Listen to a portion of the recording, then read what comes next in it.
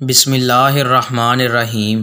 جب نبی کریم صلی اللہ علیہ وآلہ وسلم کے پاس کوئی مانگنے والا آتا یا کوئی ضرورت مند آتا تو آپ صلی اللہ علیہ وآلہ وسلم فرماتے کہ اس کی سفارش کرو تاکہ تمہیں بھی ثواب ملے۔ اللہ اپنے رسول کی زبان پر وحی جاری کرتا ہے جو چاہتا ہے۔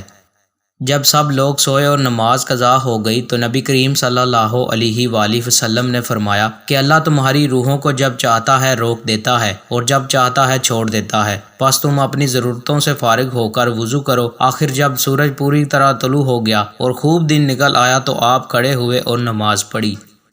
اللہ کے نبی سلیمان علیہ السلام کی 60 بیویاں تھیں تو انہوں نے کہا کہ آج رات میں تمام بیویوں کے پاس جاؤں گا اور ہر بیوی حاملہ ہوگی اور پھر ایسا بچہ جنے گی جو شہسوار ہوگا اور اللہ کے راستے میں لڑے گا۔ چنانچہ وہ اپنی تمام بیویوں کے پاس گئے، لیکن صرف ایک بیوی کے یہاں بچہ پیدا ہوا اور وہ بھی ادھورا۔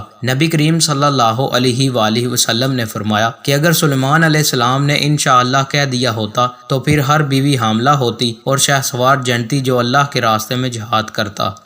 دوستوں، مزید اچھی ویڈیوز کے لیے چینل کو سبسکرائب لازمی کریں۔ بہت شکریہ۔